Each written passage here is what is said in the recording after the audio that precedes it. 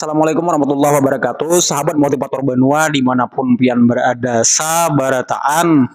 Hari ini tema ulun ini ringan aja, tapi seputar hal yang banyak hendak diketahui orang di kota Barabai ini yang berkaitan lawan dunia keagamaan, khususnya lawan salah satu tokoh karismatik kami di Barabai ini, yang mana beliau ini bukan hanya levelnya itu dikenal oleh Kalimantan Selatan, tapi mungkinlah sekarang itu ngaran beliau ini sudah tersebar ke seluruh Indonesia, yaitu Kiai Haji Guru Bahit. Kita bahas bersama.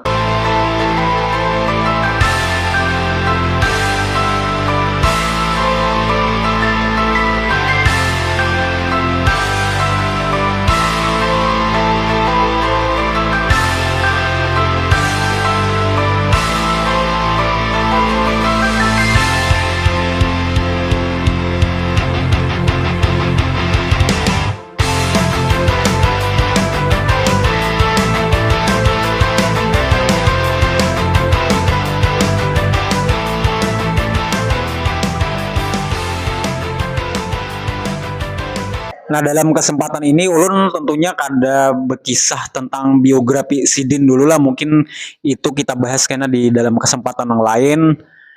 Dalam episode yang kali ini nih ulun hendak lebih mengisahkan pengalaman pribadi ulun seorang.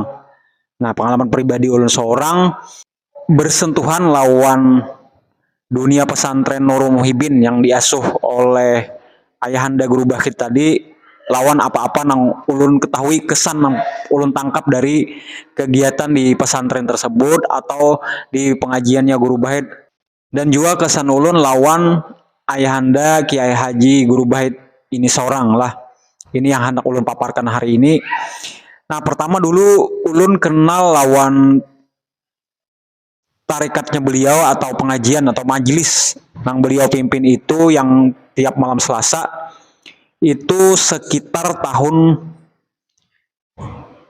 akhir 2018.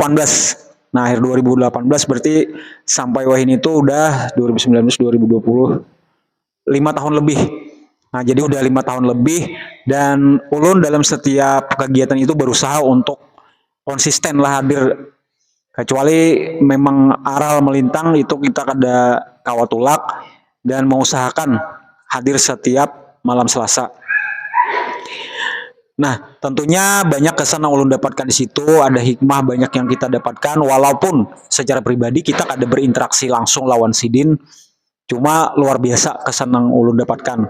Nah, hari ini ulun mengisahkan kesan itu. Yang pertama dulu dari lingkungannya lah, lingkungan yang waktu kita masuk di majelis itu, yang kita rasakan itu lah.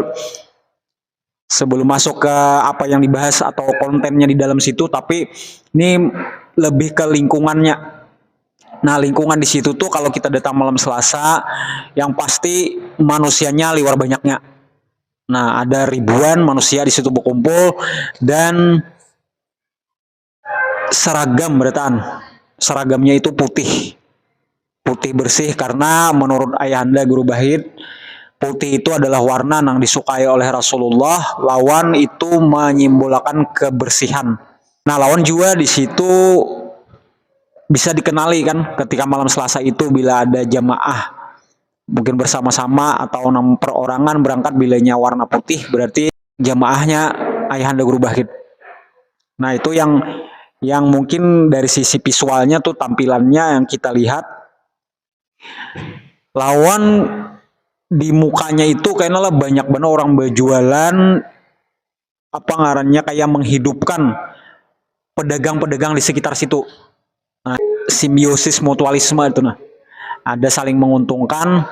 Orang-orang jemaah yang datang itu pasti berbelanja ke warung-warung yang ada di sekitaran situ, di halamannya majelis itu.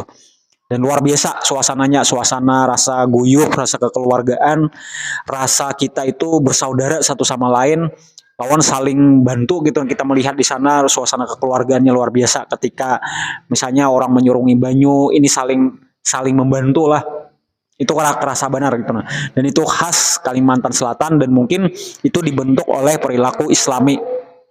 sangat-sangat menenangkan. Nah, bagi ulun itu merupakan pelajaran yang luar biasa, artinya belum sampai ke bab ilmunya lagi yang diberikan oleh ayahanda guru, cuma dari contoh tampilan aja itu banyak benar mendatangkan ketenangan jiwa, sakinah kita ketika kita masuk ke dalam situ. Bergabung energi positif di sekitaran itu, berkumpulan orang-orang baju putih ini luar biasa, kopiah putih. Mantap, Masya Allah. Nah, kemudian ulun melihat lagi yang membedakan ayahanda guru Bahit ini, semacam ciri khas Sidin itu adalah Sidin itu memberikan pengajian yang setahu ulun itu dari disampaikan oleh abah-abah kita yang terdahulu itu, mulai Sidin Anom itu sampai wahai ini, itu konsisten Sidin pengajian itu seputaran adab dan akhlak, yang sebagian besar itu diambil dari kitabnya Al-Hikam Ibnu Athaillah. Nah, jadi mutiara-mutiara Al-Hikam, nah ada di dalam kitab Al-Hikam tadi, itu Sidin keluarkan setiap malam Selasa itu. Nah, mungkin sebagian mungkin ada dari kitab-kitab yang lain lah, kitab-kitab tasawuf, cuma intinya itu adalah kebanyakan itu pelajaran berkisar seputar akhlak dan adab. Kayak apa menjaga kebersihan hati supaya kada ria, kada sombong, kada takabur, apa namanya, kada dengki dan lain-lain. Itu topik-topik yang bisa kita dapatkan. Masalah yang paling penting juga bagi banyak orang di situ lah tentang taubat, kayak apa cara taubat, kemudian apa-apa hal yang membatalkan taubat dan seterusnya. Itu meolah orang itu sadar walaupun kada merasa digurui. Ini yang luar biasa dari pengajian Sidin ini. Kesejukan, rasa damai, rasa setiap kita datang ke situ itu rasa rindu untuk hadir kembali ke majelis berikutnya. Nah, habis itu pulang kesan yang ulun dapatkan lagi adalah pengajian Sidin itu jarang benar Sidin semacam berlucu, apalagi kisah-kisah yang sangat jauh menyimpang dari apa yang Sidin baca. Jadi kitab Sidin biasa mengandalkan kitab, jadi kitab itu dibaca bahasa Arabnya, kemudian dijelaskan, dan penjelasan yang Sidin berikan itu pun biasanya kada jauh melenceng dari apa yang digariskan di kitab itu.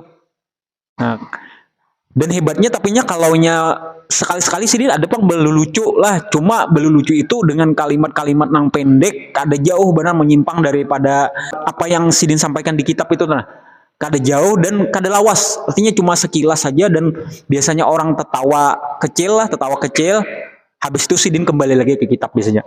Kada menghadang orang itu lalai atau lupa lawan pelajaran yang sebelumnya.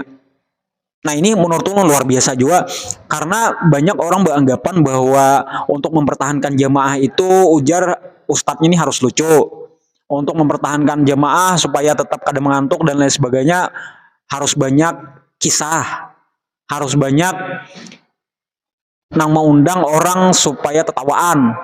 Nah, tapi kada demikian halnya lawan majelisnya Guru Bahit. Orang tetap betah dari awal sampai akhir, walaupun kada banyak lelucuan di situ.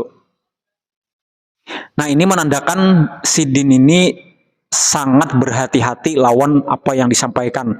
Karena dari yang pernah ulun dengar juga dari Sidin, setiap kalimat yang keluar dari montong kita aja Sidin, bila kawa disampaikan satu kali itu orang paham, untuk apa harus mendua kali, untuk apa harus 3 kali diulang-ulang.